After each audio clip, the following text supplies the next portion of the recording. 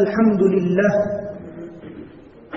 لله وكفى وسلام على عباده الذين اصطفى اما بعد اعوذ بالله من الشيطان الرجيم بسم الله الرحمن الرحيم وجعلنا منهم أئمة يهدون بأمرنا لما صبروا وكانوا بآياتنا يوقنون وقال تعالى ثم أورثنا الكتاب الذين اصطفينا من عبادنا فمنهم ظالم لنفسه ومنهم مقتصد ومنهم سابق بالخيرات بإذن الله ذلك هو الفضل الكبير صدق الله العظيم.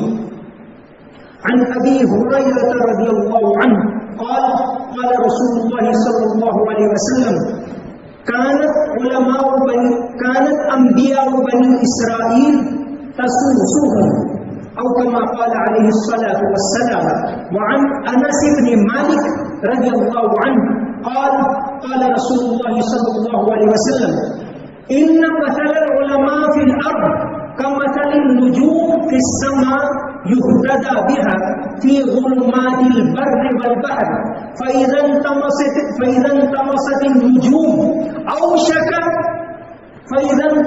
النجوم أوشك أن تضل الهدى أو كما قال عليه الصلاة والسلام. مشرق سے تو بیگانہ مغرب ہم افسانہ، مشرق سے تو بیگانہ مغرب ہم افسانہ، وقتست کے در عالم طرح دیگر اندازی بیاتا کار امت بسازیں، بیاتا کار امت بسازیں ایمار زندگی مردانہ بازیں چنا نالیم اندر مسجد شہر، چنا نالیم اندر مسجد شہر کہ دل در سینہ ملا گدازیں.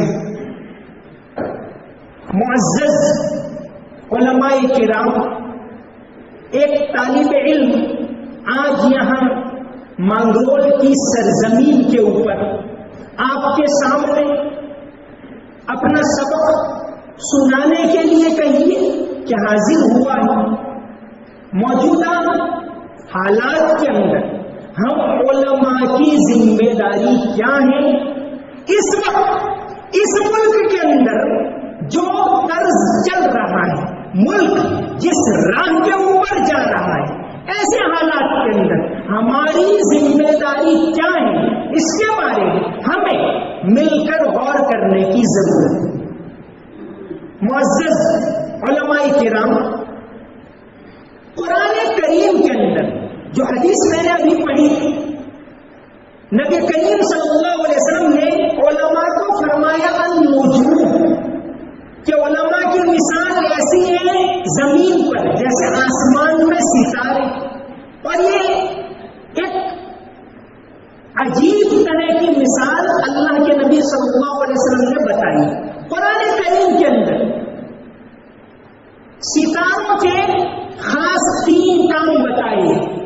ایک جگہ فرمایا وَبِالنَّجْمِ هُمْ يَهْتَدُونَ کہ ستاروں کے ذریعے لوگ راہ معلوم کرتے. صدیوں سے اور آج اس ترقی یافتہ دور کے اندر بھی ہوائی جہاز والے بھی اور نیوی والے بھی ستاروں سے ہی راستہ معلوم کرتے. وَبِالنَّجْمِ هُمْ يَهْتَدُونَ قرآن کریم نے فرمایا. دوسری جگہ ستاروں کے بارے میں سورہ ملک کے اندر اللہ تبارک و تعالیٰ نے فرمایا کہ رجوما للشیاطین، ستاروں کا کام جو ایک ہے شیطان کو مارنے کے لیے اللہ تعالیٰ نے اس کا استعمال کیا. تو گویا علماء کا کام شیطانی نظام کو ختم کرنا، توحیدی نظام کو عام کرنا، بد اخلاقی کو ختم کرنا، اخلاقی نظام کو عام کرنا، حرام کو ختم کرنا، حلال کے نظام کو عام کرنا، یہ علماء کی ذمہ داری ہے. اور علماء کے لیے فرمایا کہ علماء نبیوں کے وارث ہیں. جو کام اللہ تعالیٰ نے نبیوں سے لیا وہ کام، اس کام کی ذمہ داری اللہ تعالیٰ نے علماء کو سونپی ہے. اور یہ کوئی چھوٹی موٹی ذمہ داری نہیں ہے، بہت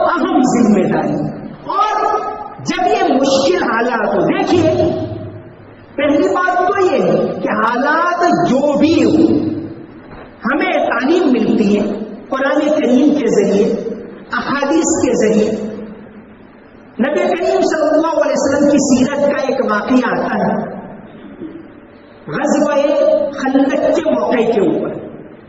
انتہائی سنگین حالات. محدثین لکھتے ہیں کہ نبی کریم صلی اللہ علیہ وسلم کی ذاتی زندگی میں سب سے مشکل مرحلہ اگر تھا تو وہ طائف والا واقعہ تھا، اور اجتماعی زندگی کے اندر مشکل ترین مرحلہ اگر کوئی تھا تو وہ غزوہ احزاب کا مرحلہ تھا، جس کو قرآن کریم نے کن الفاظ کے اندر بیان کیا؟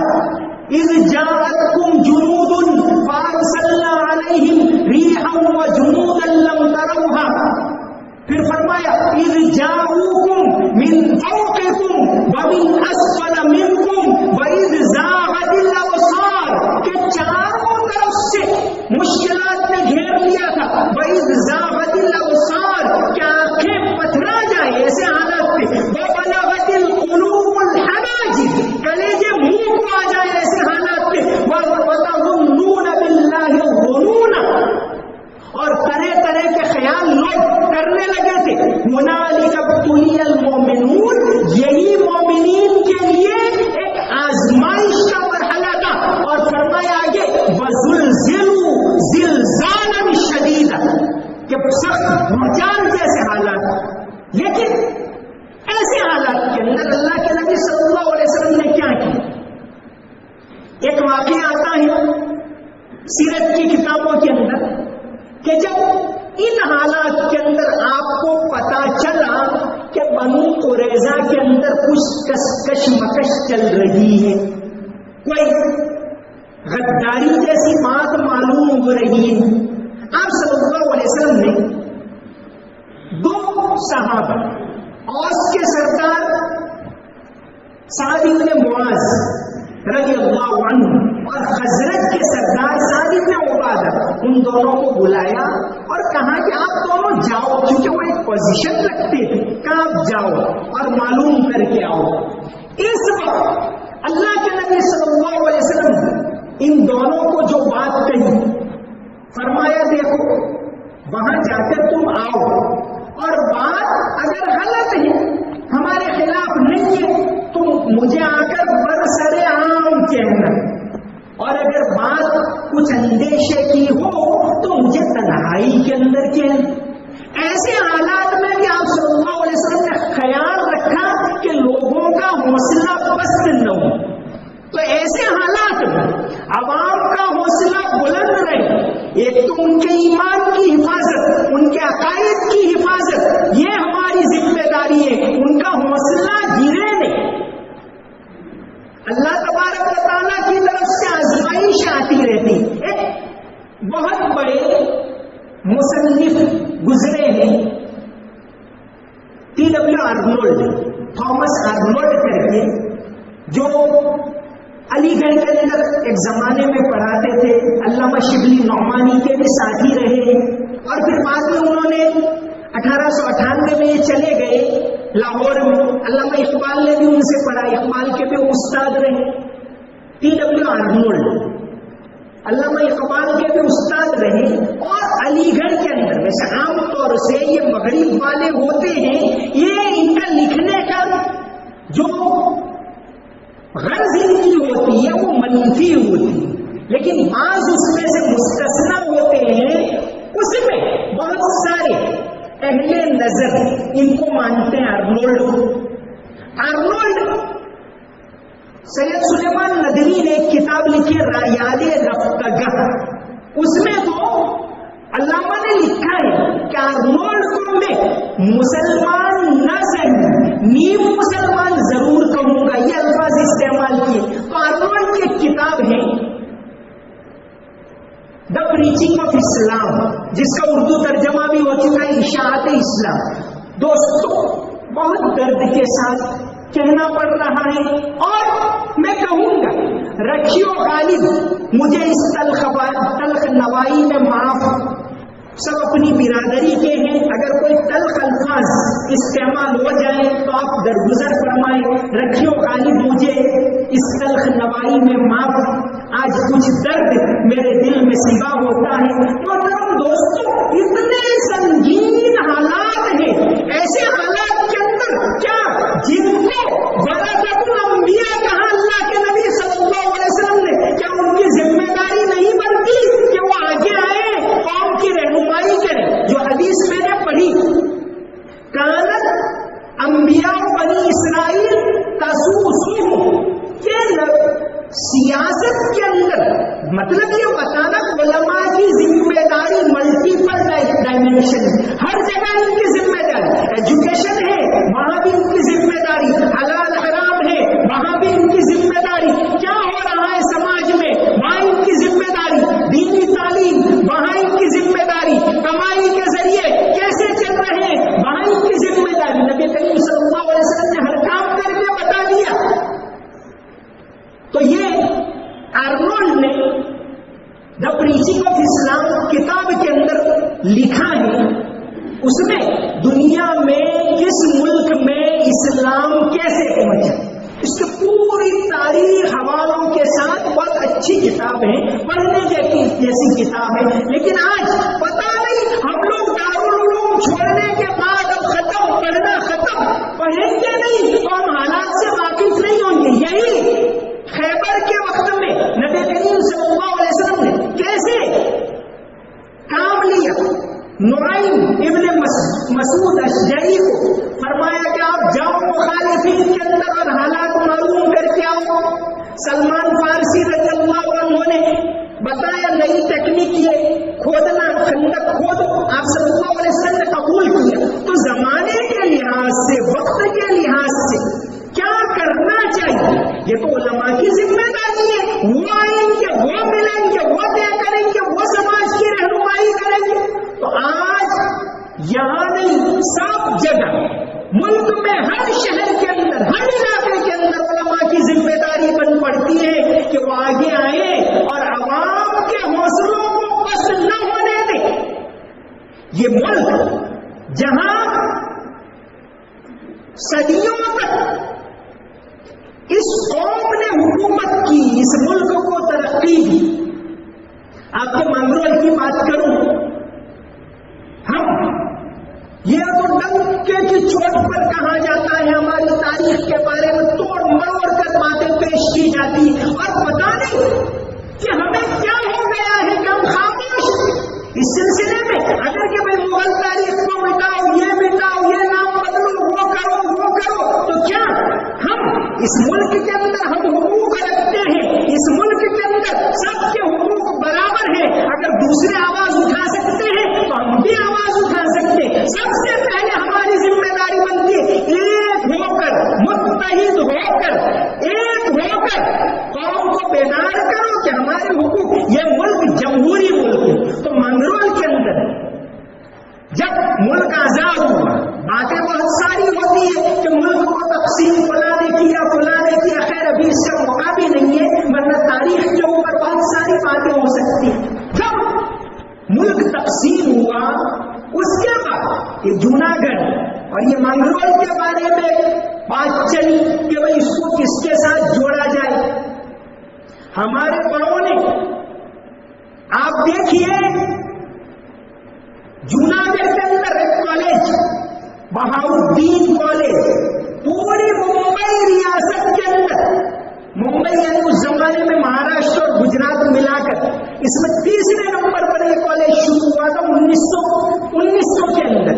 और जब ये कॉलेज शुरू हुआ उस जमाने का वाइसरॉय लॉर्ड कर्जन इसके इफ्तिताह के लिए आया और इसका सेंट्रल हॉल देखा तो लॉर्ड कर्जन ने अल्फाज इस्तेमाल किए कि ये तो बरतानिया के पार्लियामेंट हाउस से भी ज्यादा शानदार है जो उसका सेंट्रल हॉल है।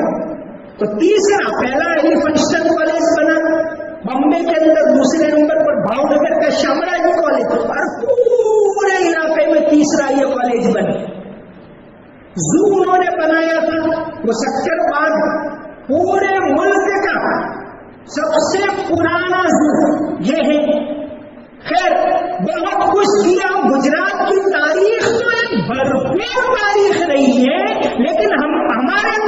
اس کا مطالعہ کرنے والے، اس میں ریسرچ کرنے والے، اس میں پیش کرنے والے کوئی ہے نہیں، کیونکہ ہم ہی سن رہے ہیں۔ زمانہ بڑے غور سے سن رہا تھا، زمانہ بڑے غور سے سن رہا تھا، ہم ہی سو گئے داستاں کہتے کہتے۔ تو یہ ملک تقسیم ہوا، اس کے بعد جوناگڑھ کا مسئلہ پیش آیا جس کو بہت زور شور سے پیش کیا جاتا ہے۔ جوناگڑھ کے اندر پھر کیا کرنا، آخر کار یہ طے پایا کہ ووٹنگ کے ذریعے کہ بھئی اس کو کہاں ہندوستان میں جوڑا جائے یا پاکستان میں جوڑا جائے۔ تو ووٹنگ 20 فروری 1948 کے دن پوری ریاست جوناگڑھ کے اندر ووٹنگ ہوئی۔ ووٹنگ کے اندر باقاعدہ سی وی ناگرکر اس زمانے کے الیکشن کمشنر وہ یہاں موجود، بلکہ لندن سے دا ٹیلی گراف جو اس زمانے کا بہت بڑا اخبار کہا جاتا تھا، وہاں اس کے اندر سے بھی نمائندہ یہاں کور کرنے کے لیے آیا اور دوسرے کئی نمائندے آئے اور یہاں ووٹنگ کے اندر جیسے ہمارے اس مانگرول کے اندر جب 20 فروری 1948 کے دن ووٹنگ ہوئی، اس میں مانگرول میں 11,833 کل ووٹ پڑے۔ یہ جو اعداد میں بتا رہا ہوں، سردار ولبھ بھائی پٹیل ان کے جو خاص ساتھی، ریاستوں کے جوڑنے کے خاص ساتھی بی پی مینن، ان کی کتاب ہے integration of the Indian states. اور اسی طرح یہاں بھاؤنگر یونیورسٹی کے پروفیسر صاحب ہیں جانی صاحب، انہوں نے بھی ایک کتاب لکھی جوناگڑھ میں نوابی شاشن و انت، لیکن اس میں وہ انہیں بی پی مینن کی کتاب سے اندر سے اعداد لیے آنکڑے کہ جب ووٹ پڑے 11,833 کے اندر 8 ووٹ مانگرول شہر میں، 8 ووٹ جوناگڑھ کے 8 ووٹ پاکستان کے سپورٹ میں پڑے، باقی سب انڈیا کے سپورٹ میں۔ کون کہتا ہے کہ یہ پاکستان کے سپورٹر ہے؟ ایسا کون کہتا ہے؟ باقاعدہ ووٹنگ ہو رہا ہے اور اس زمانے میں اتنی بڑی آبادی مسلمانوں کی آج بھی آئے، 8 ووٹ جو کوئی نواب کے قریبی ہو سکتے، ان کے ووٹ ہو سکتے، باقی سب کے سب 11,833 میں سے 11,825 ووٹ پڑے انڈیا کے فیور میں۔ تو ہم نے بائی چوائس اس ملک کے اندر رہنا پسند کیا ہے، ہم رہیں گے اس ملک کے اندر، ہم اپنے حقوق حاصل کریں گے اس ملک کے اندر۔ محبت اور بھائی چارے کے پیغام کو ہم نے پہلے بھی عام کیا ہے اور آج بھی عام کریں گے۔ تو یہ ٹی ڈبلیو آرنولڈ نے اپنی کتاب میں لکھا ہے کہ اسلام کے اوپر جب بھی حالات آئے تو وہ اور زیادہ ابھرا، اور انہوں نے مثال دی تاتاری فتنے کی کہ تاتاری فتنہ جب پیش آیا 1200 کے بعد اور مکمل قبضہ بغداد کے اوپر ان کا ہوا 1258 میں۔ ایک طرف ایک ریاست دب رہی ہے اسی 13ویں صدی میں کہ وہاں تاتاری قبضہ کر رہے ہیں بغداد کے اوپر۔ 1206 کے اندر ہندوستان میں ایک نئی سلطنت ابھرتی ہے دہلی کے اوپر، قطب الدین ایبک بنائے جاتے ہیں۔ ادھر انڈونیشیا اور ملیشیا، وہاں ایک نئی اسلامی سلطنت ابھرتی ہے۔ سب سے زیادہ مسلم آبادی دنیا میں انڈونیشیا کے اندر ہے، اور ادھر الجیریا تک اسلام پہنچتا ہے۔ 3 نئی ریاستیں قائم ہوتی ہیں بڑی بڑی، جب ایک ختم ہوتی۔ تو انہوں نے یہ لکھا ہے، بہت ساری ایسی مثالیں پیش کی ہیں کہ اسلام اور مسلمان جب بھی حالات آئے ہیں تو اور زیادہ ابھرے۔ تو حالات سے گھبرانے کی کوئی بالکل ضرورت نہیں، ہم تو عوام کو حوصلہ دینے والے لوگ ہیں، ہم تو یہ کہنے والے لوگ ہیں کہ بھئی دنیا میں جو کچھ ہوتا ہے ہم سب مکمل یقین رکھتے ہیں کہ اللہ تبارک و تعالیٰ کے حکم کے بغیر ہو ہی نہیں سکتے، پھر ہمیں گھبرانے کی کیا ضرورت ہے؟ تو نبی کریم صلی اللہ علیہ وسلم نے حضرت سعد بن معاذ اور حضرت سعد بن عبادہ کو کہا کہ دیکھو اگر کوئی ایڈورس بات ہو, اگر کوئی ایسی بات ہمارے مخالف لگے تو مجھے اکیلے میں کہنا ہے. خیال رکھیں میں لوگوں کا حوصلہ پست نہ ہو. تو سب سے پہلا کام ہمارا اجتماعیت. مولانا محمد علی جوہر, یہ حالات جو ہم پر شروع ہوئے وہ تو انگریزوں کی آمد کے بعد, انگریز جب یہاں آئے اور انہوں نے بھاپ لیے, ایک بہت بڑا انگریز W ہنٹر, وہ یہاں بڑا افسر بن کے آیا تھا 1860 میں, اور اس زمانے کا جو وائس رائے تھا ہندوستان میں, لارڈ میو, اتنا بدماش لارڈ میو, یہاں تک کہ اس کو ایک وہ شیر علی آفریدی کرتے تھا, شیر علی آفریدی جن کو انڈامان کے اندر قید کر لیا تھا. لارڈ میو جب وہاں جانے والا تھا انڈامان میں, اور آفریدی شیر علی آفریدی کو معلوم ہوا کہ آنے والا ہے, حالانکہ وہ تو وہاں قید میں تھا, اس نے پلان بنایا کہ مجھے اس کو مار ڈالنا ہے. اور جب یہ وائس رائے وہاں گیا, اس سے پہلے شیر علی نے ایک نیا دھندا شروع کیا حجامت کرنے کا, کہ قیدیوں کی حجامت کرتا تھا, اور اس بہانے اس نے اسرا حاصل کر لیا. اور لارڈ میو گیا, پوری تاریخ کے اندر, انگریزوں کی تاریخ کے اندر اگر کسی وائس رائے کا قتل ہوا ہو تو وہ لارڈ میو, اور یہ کیا شیر علی نے. تو لارڈ میو نے اس کو ابھارا. W ہنٹر نے ایک کتاب لکھی ہے اور انڈین مسلمانس, یہ ہمیں پڑھنے کی ضرورت ہے. نبی کریم صلی اللہ علیہ وسلم حالات سے باخبر رہتے ہیں, جیسا کہ آتا ہے حدیث کی کتابوں کے اندر کہ اس زمانے میں ہتھیار سب سے اچھے بنائے جاتے تھے. جرش, شام کا ایک شہر تھا جرش, تو اللہ کے نبی صلی اللہ علیہ وسلم نے غیران ابن سلمہ اور ابن مسعود ثقفی, ان دونوں کو بھیجا. عروہ ابن مسعود ثقفی, کیا آپ جاؤ اور وہاں یہ ٹیکنیک سیکھ کے آؤ. ضرورت پڑی تو زید ابن ثابت کو کہا کہ آپ سریانی زبان سیکھو. مولانا محمد قاسم نانوتوی رحمت اللہ علیہ, انہوں نے 3 مرتبہ حج کیا ہے. یہ ان کے حالات مولانا منازل احسن گیلانی بہت بڑے عالم گزرے ہیں, انہوں نے سوال قاسمی کر کے کتاب لکھی, اس میں لکھی. تو یہ مولانا محمد قاسم نانوتوی رحمت اللہ علیہ جب تیسری مرتبہ حج میں گئے 1877 میں, آنے کے بعد 1880 میں آپ اس دنیا سے چلے گئے.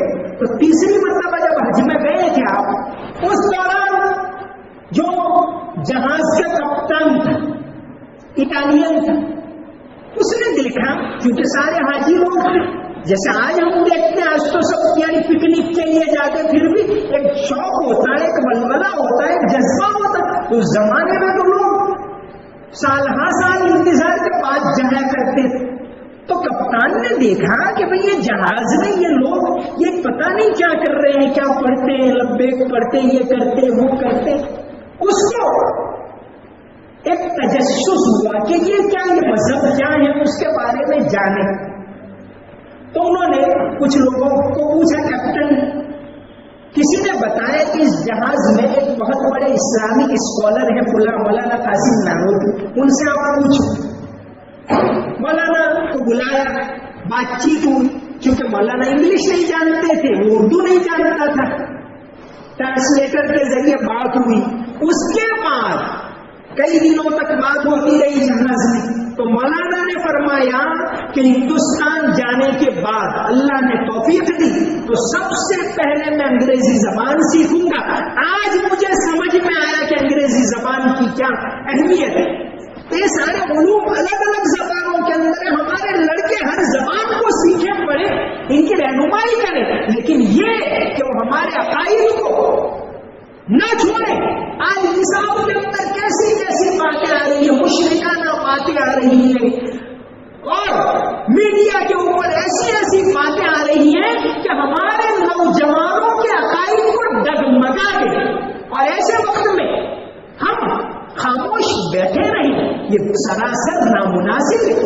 آج ضرورت ہے کہ ہم میدان میں آئے، مل جل کر ایک کام کریں، امت کی رہنمائی کریں۔ نبی کریم صلی اللہ علیہ وسلم نے یہ بتا کر کہ علماء بنی اسرائیل ہر فیلڈ میں کام کرتے تھے، اور یہ علماء انبیاء کے وارث ہیں، تو ان کو ہر فیلڈ کے اندر کام کرنا پڑے گا۔ اگر قوم مالی لحاظ سے کمزور ہے، نبی کریم صلی اللہ علیہ وسلم نے اس کی طرف بھی توجہ دی۔ مدینہ جانے کے بعد سب سے پہلے آپ ابھی تو قباء کے اندر کے اور ایک مسجد بنوائی، یعنی یہ پیغام دیا کہ توحید پر اور اللہ کی عبادت پر جمے رہو، اور پھر شہر میں داخل ہوئے، سب سے پہلا کام مسجد نبوی بنوائی۔ اسد ابن زرارہ کے پاس سے وہ زمین خرید کر جو 2 یتیم بچوں کی تھی مسجد بنوائی۔ اب اس کے بعد آپ نے جو بہت سارے کام کیے، اس میں سے ایک کام یہ بھی تھا سوق المدینہ۔ نبی کریم صلی اللہ علیہ وسلم نے دیکھا، علامہ سعودی ان کی کتاب ہے وفاء الوفا باخبار دار المصطفیٰ، یہ مدینہ شریف کی 700 سالہ تاریخ کے اوپر 3 جلدوں میں کتاب ہے۔ انہوں نے لکھا ہے کہ نبی کریم صلی اللہ علیہ وسلم نے دیکھا کہ مدینہ میں کوئی مارکیٹ نہیں ہے، بھی تجارت تو لوگ کریں گے، کمائیں گے، حلال روزی حاصل کریں گے، کسب الحلال فریضۃ بعد الفرائض۔ آپ نے صحابہ کرام کے درمیان اتحاد بھی کروا دیا، اور یہ پیغام دیا کہ یہ اس امت کی بہبودی آپسی اتحاد کے اندر ہے۔ آج تو پتا نہیں کہ اتنا زیادہ انتشار، جو دور چاروں طرف سے عقائد کے اوپر وار ہو رہا ہے، ایمان کے اوپر وار ہو رہا ہے، اور پریشان ہے، اور اس دور کے اندر انتشار یہ سراسر ناپسندیدہ ہے۔ ہمیں ایک ہونے کی ضرورت ہے۔ سب سے پہلے تو ہمارے طبقے کو مل جل کر اس کے لیے سوچنا پڑے گا۔ نبی کریم صلی اللہ علیہ وسلم نے آخر وہ تعلیم دی، ہم پڑھتے ہیں اور پڑھاتے ہیں ہم سب کہ اسمعوا وادیو، کہ آپ کو سننا پڑے گا، ماننا پڑے گا۔ اگر ایک حبشی غلام کو تمہارا امیر بنا دیا جائے تو یہ تو ہم پڑھنے والے، تو کوئی بھی امیر بن جائے، یہ بن جائے کہ یہ بن جائے کہ باہر کا کوئی گودرا کا آدمی آ کر اس کو امیر بنا دیا جائے۔ ہم کو تو اللہ کے نبی صلی اللہ علیہ وسلم کی یہی تعلیم ہے کہ مل جل کر ایک ہو کر، اور آج سب سے زیادہ ضرورت اس بات کی کہ امت کو ایک کرے، امت کے حوصلوں کو بلند کرے، امت کو یہ بتائے کہ ہم اس ملک کے اندر، دنیا میں سب سے زیادہ مسلمان انڈونیشیا میں ہیں، دوسرے نمبر پر یہ پڑوس کے ملک میں ہے۔ انڈونیشیا میں 24 کروڑ ہے، یہاں سوا 21 کروڑ ہے، اور یہ انڈیا میں 21 کروڑ، دنیا میں تیسرے نمبر کی سب سے بڑی مسلمان آبادی اگر کہیں ہے تو اس ملک کے اندر ہے۔ اور میں نے مثال دی کہ ہم یہاں اس ملک کے اندر بائی چانس نہیں، بائی چوائس رہے۔ ہم نے بہت، جیسے میں نے مثال دی، ایسی تو ڈھیر ساری مثالیں۔ پورے جوناگڑھ میں 2,22,000 اور پلس ووٹ پڑے تھے، اس میں 130 پاکستان کے فیور میں پڑے تھے، اور باقی 2,22,500 ووٹ انڈیا کے فیور میں پڑے تھے۔ حالانکہ اتنی بڑی مسلمان آبادیاں ہیں، تو ہم اپنے اختیار سے، اپنی چوائس سے اس ملک کے اندر رہے ہیں، ہم اس ملک سے محبت کرتے ہیں، اور ہم اس ملک سے محبت کریں گے، اور اس ملک کے اندر ہمارے حقوق تھے، تو ہم اپنی قوم کو اس سلسلے میں بیدار کریں، اپنی عالی شان تاریخ ان کو بتائیں کہ اس ملک کو کس طرح ہم نے سنوارا ہے، اس کے اندر ریسرچ کریں۔ آج ہماری تاریخ مٹتی جا رہی ہے کیونکہ ہم نے ریسرچ کرنا چھوڑ دیا، ہم نے اپنے بچوں کو آگے بڑھانا چھوڑ دیا، پڑھانا چھوڑ دیا۔ تو ان کے حوصلوں کو بلند کریں، ان کو پڑھائیں، ان کو آگے بڑھائیں۔ مولانا محمد علی جوہر جنگ آزادی کے بہت بڑے رہنما، انہوں نے اصل کام کہاں سے شروع کیا؟ اصل کام تو انہوں نے شروع کیا آپ لوگوں نے بھی کچھ پڑھا ہوگا خلافت تحریک، کیونکہ صدیوں تک 1400-1350 سال تک جو امت خلافت کے نام سے متحد تھی اس کو منتشر کرنے کا پلان ہوا تو مولانا محمد علی جوہر رحمۃ اللہ علیہ نے اس ملک کے اندر خلافت تحریک شروع کی۔ جنگ آزادی کی تحریک کا ایک حصہ ہے خلافت تحریک، یہاں تک کہ دوسرے بڑے بڑے لوگ گاندھی جی بھی خلافت تحریک کے اندر جڑے، تو مولانا محمد علی جوہر نے بھانپ لیا کہ اس امت کا اتحاد بہت زیادہ ضروری، اسی وجہ سے تو مولانا محمد علی جوہر وہ لوگ میڈیا کی طاقت کو اس زمانے میں بھانپ گئے۔ محمد علی جوہر کامریڈ اخبار چلاتے تھے، لندن تک جاتا تھا اور انگریز لوگ اس کے منتظر رہتے تھے، انگلش میں نکالتے تھے، ہمدرد اخبار اردو میں نکالتے تھے۔ مولانا آزاد نے بھانپ لیا تھا کہ میڈیا کی طاقت کیا ہے، الہلال اور البلاغ نکالتے تھے، لیکن آج یہ آزادی کے بعد میڈیا کی طاقت کیا ہے وہ بھول گئے۔ ان سارے فیلڈ کے اندر رہنمائی کرنے کی ذمہ داری علماء کی ہے۔ کیا ہم اس بات کا یقین نہیں رکھتے کہ کل قیامت میں اللہ تبارک و تعالیٰ سوال کرے گا، اے فلاں عالم، اے فلاں عالم، اے فلاں عالم، جس وقت یہ غلط فہمیاں پھیلائی جا رہی تھی، امت کے اندر انتشار ہو رہا تھا، تو عالم ہونے کا دعویٰ کرتا تھا، تجھے میں نے علم سکھایا، تو نے قرآن پڑھا، تو نے حدیث پڑھی، کیا تیری ذمہ داری نہیں تھی کہ تو کام کرے، تو بیٹھا رہے، 2 رکعت نماز پڑھ لے اور سمجھے کہ میں مسلمان ہوں، میری ذمہ داری ادا ہو گئی؟ کل قیامت کے دن یہ سوال ہم سب سے ہونے والا ہے۔ ہم سب اس بات کے اوپر یقین رکھتے ہیں تو ہماری ذمہ داری بنتی ہے، ہم ایک ہو کر امت کو ایک کرنا یہ ہماری ذمہ داری ہے۔ کل قیامت کے دن اس کا سوال ہم تمام سے ہونے والا ہے۔ کیا ہم اس کے اوپر یقین نہیں رکھتے؟ ہم نے قرآن حدیث اس لیے پڑھا کہ پڑھ کر اس کو رکھ دیا، ختم ہو گیا؟ بالکل نہیں، ہماری ذمہ داری اسی لیے تو ورثۃ الانبیاء کا درجہ دیا گیا۔ ورثۃ الانبیاء کہا گیا کہ نبیوں کے وارث ہیں، تو کیا نبی اس نبیوں کے وارث اس طرح ہوں گے؟ قرآن کریم کے اندر نبیوں کے جہاں کام بتائے گئے 4 مقام ایسے ہیں جہاں فرمایا وَيُزَكِّيهِمْ كَمَا أَرْسَلْنَا فِيكُمْ رَسُولًا مِّنكُمْ يَتْلُو عَلَيْكُمْ آيَاتِنَا وَيُزَكِّيكُمْ، یہ سورہ بقرہ کے اندر ہے اور پہلے پارے کے اندر بھی ہے، 4 پارے میں لَقَدْ مَنَّ اللَّهُ عَلَى الْمُؤْمِنِينَ إِذْ بَعَثَ فِيهِمْ رَسُولًا مِّنْ أَنفُسِهِمْ يَتْلُو عَلَيْهِمْ آيَاتِهِ وَيُزَكِّيهِمْ، اپنے آپ کا تزکیہ کرنا، وَيُعَلِّمُهُمُ الْكِتَابَ وَالْحِكْمَةَ، کتاب اور حکمت کو عام کرنا، لوگوں کی رہنمائی کرنا، یہ ہماری ذمہ داری ہے۔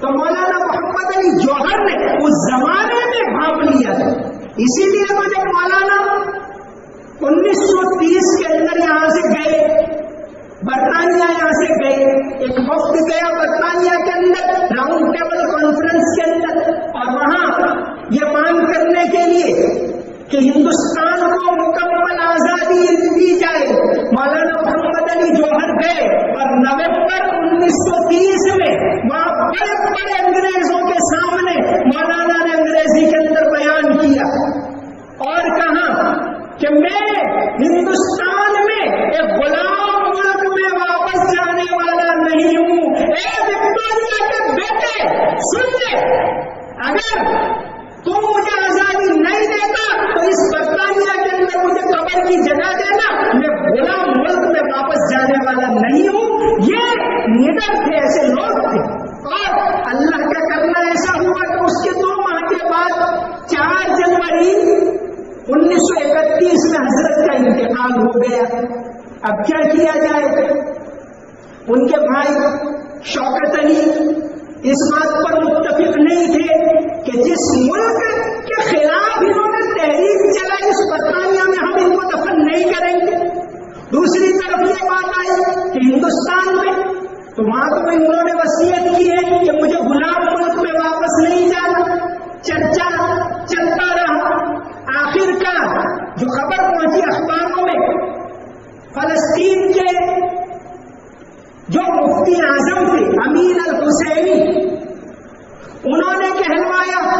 کہ خلافت کے لیے اور اس فلسطین کے لیے، چونکہ خلافت کا سیدھا تعلق فلسطین سے تھا، آپ 1918 کی تاریخ پڑھیے، سب سے اہم کام کیا ہے تو مولانا محمد علی الہندی نے کیا ہے، ان کو ہم یہاں دفن کریں گے، اور وہ اتفاق ہو گیا اور پھر ان کو لے جایا گیا۔ آج بھی بیت المقدس کے احاطے کے اندر ایک کونے میں ایک کمرہ بنا ہوا ہے اور اس کمرے کے اوپر لکھا ہوا ہے محمد علی الہندی۔ برطانیہ میں ان کی نماز جنازہ ہوئی، پھر لائے گئے تو ادھر مصر میں رکے، وہاں 2 لاکھ لوگ جمع ہوا، نماز پڑھی، اور پھر فلسطین کے اندر لائے گئے تو سارا فلسطین آ گیا نماز پڑھنے کے لیے۔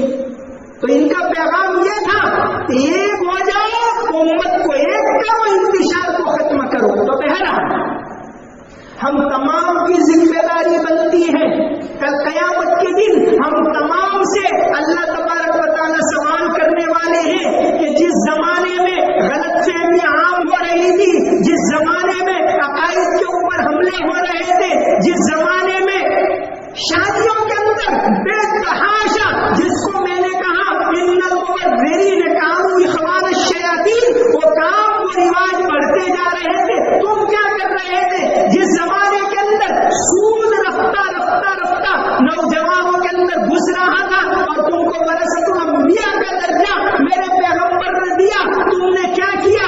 یہ سوال ہم تمام سے ہوگا۔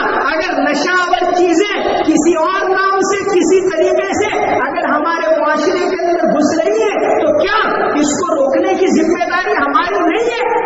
محترم دوستوں، پہلے ہی میں نے کہا کہ رکھیو غالب مجھے اس تلخ نوائی سے معاف، آج کچھ درد میرے دل میں سوا ہوتا ہے، تو یہ اگرچہ کڑوی باتیں ہیں لیکن یہ حقائق ہے، یہاں کے لیے نہیں، بہت ساری جگہوں کے اوپر تو ضرورت ہے کہ ہم ایک ہو جائیں، ایک پلیٹ فارم پر آئے، مل جل کر کام کریں۔ اجتماعیت الحمدللہ تمام اپنے اپنے لحاظ سے، اپنے اپنے طور سے فکر مند ہیں، کام کر رہے ہیں، لیکن دین اسلام کے اندر اجتماعیت ہے، اجتماعیت میں جو طاقت ہے وہ اس کے اندر نہیں ہے۔ اصل تو ایک مختصر کارگزاری کہ اس طرح علماء کی ایک تنظیم ہمارے یہاں گودرا کے اندر چل رہی، اور تنظیم المسلمین علماء کرام گودرا، بہت پہلے اس کو تو اسی نام سے تنظیم 1920 میں ہمارے بہت پرانے عالم تھے مولانا جمال الدین گنیا صاحب، انہوں نے شروع کی تھی، اس لیے جب اثر نو کئی مرتبہ یہ زندہ بھی ہوئی، کیونکہ یہ اتار چڑھاؤ آتا رہتا ہے۔ لاسٹ آخری مرتبہ 2000 کے سال میں نوجوان علماء نے مل کر طے کیا کہ ہمیں کام کرنا ہے، اس کے بعد سے آج تک یعنی پچھلے 23 سال سے میں دیکھ رہا ہوں الحمدللہ ہر 15 دن ایک دن طے کر دیا ہے، جیسے وہاں کے لحاظ سے طے کیا ہے کہ ہر 15 دن میں سنیچر کو عشاء کے بعد شہر کے علماء جمع ہوتے۔ الحمدللہ آج بھی پابندی کے ساتھ 23 سال سے ہوتے۔ جب ملیں گے تو مسائل سامنے آئیں گے، بہت سارے کام ہو رہے ہیں، معاشرتی زندگی کے مسائل کیا ہیں اس پر بھی کام ہو رہے ہیں۔ اگر پتہ چلتا ہے کہ سماج میں سود فلاں نام سے داخل ہو رہے ہیں، جیسے پچھلے ہفتے میں ہر 15 دن ایک پرچہ تیار ہوتا ہے اور ساری مسجدوں میں پڑھا جاتا ہے، 5-6 منٹ کا پرچہ کہ بھئی اس جمعہ میں کیا بیان کرنا چاہیے۔ جیسے پچھلے جمعہ کو ایک پرچہ پڑھا گیا کہ کسی کا انتقال ہو جائے تو نماز جنازہ کے کیا مسائل ہیں، دفن کے کیا مسائل ہیں، پھر بعد میں میت کے رشتہ داروں کو جو کھانا کھلاتے اس کے کیا مسائل ہیں، کیا کرنا چاہیے کیا نہیں کرنا چاہیے، تو اس کے اوپر ایک پرچہ تھا۔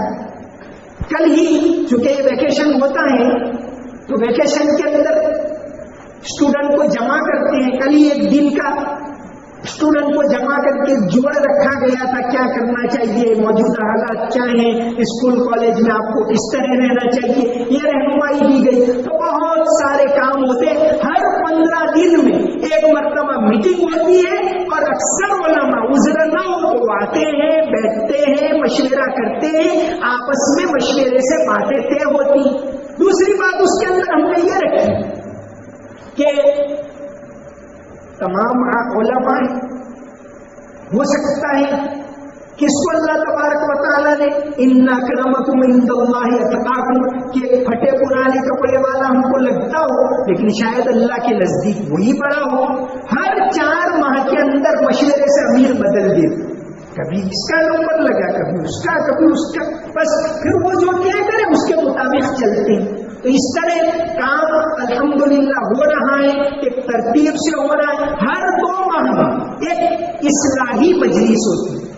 جیسے ابھی حضرت مولانا مفتی محمود صاحب آتے ہیں پچھلے، یعنی یہ جمعرات کو نہیں، پچھلے جمعرات کو وہ گودرا کے اندر آئے اور رات رکتے ہیں اور بہت سارے لوگ قیام کرتے ہیں. تو یہ علماء کی طرف سے طے ہوتا ہے. کوئی بھی حالات موقع آیا کہ بھئی دیوالی کا موقع ہے تو اس کے متعلق پرچہ آ گیا کہ کیا کرنا چاہیے، کیا نہیں کرنا چاہیے، مسائل آ گئے. کبھی کوئی بات ایسی آئی معاشرے میں کہ پتہ چلا کہ بھئی فلاں اسکیم سے سود کے نام سے کوئی چیز آ رہی ہے، اس کے اوپر پرچہ ہوتا ہے. تو جب علماء جڑتے ہیں تو باتیں سامنے آتی ہیں، مشورہ ہوتا ہے اور اس کے مطابق کام ہوتا ہے. تو ہمارے یہاں مانگرول شہر کے اندر بھی الحمدللہ بڑی تعداد میں علماء ہیں. تو ہم بھی مل کر موجودہ حالات ہیں وہ بہت نازک حالات ہیں اور ایسے حالات میں ہماری ذمہ داری بڑھ جاتی ہے. جب حالات سنگین ہو تو ذمہ داری بڑھ جاتی ہے ایسے وقت کے اندر. تو ہم اپنی ذمہ داری کو سمجھیں کہ ہمیں ان حالات کے اندر کیا کرنا چاہیے، ان حالات کے اندر کیا ذمہ داری ہے میری. کل قیامت کے دن اللہ تعالیٰ مجھ سے سوال کرنے والے ہیں کہ تجھے علم دیا تھا، تم نے کیا کیا. ہماری ذمہ داری اتنی نہیں ہے کہ نماز پڑھانے پوری ہو گئی، نہیں. العلماء ورثۃ الانبیاء اور نبیوں کے وارث ہیں.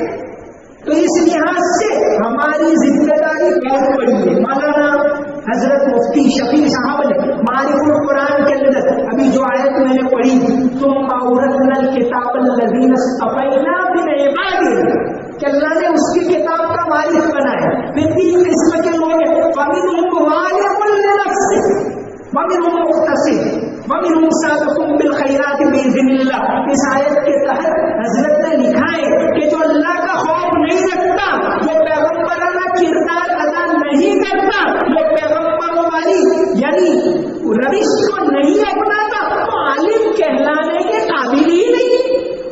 عالم کو انما یخشی اللہ من عبادہ العلماء کہ جس کے دل میں اللہ کا خوف ہو. تو محترم دوستوں، محترم بزرگوں، میں تو آپ کے سامنے ایک طالب علم ہوں لیکن یہ چند باتیں عرض کرنے کے لیے مجھے کہا گیا. تو آپ حضرات سے درد مندانہ اپیل کی جاتی ہے، آپ حضرات سے گزارش کی جاتی ہے کہ آپ بھی ایک تنظیم بنائیے اور تنظیم بنا کر طے کیجیے اور سب کم از کم 15 دن میں ایک مرتبہ ملتے ہیں. میں آتا ہوں، میری ذمہ داری اگر 15 دن میں 5 گھنٹہ دیتا ہوں، 1 گھنٹہ دیتا ہوں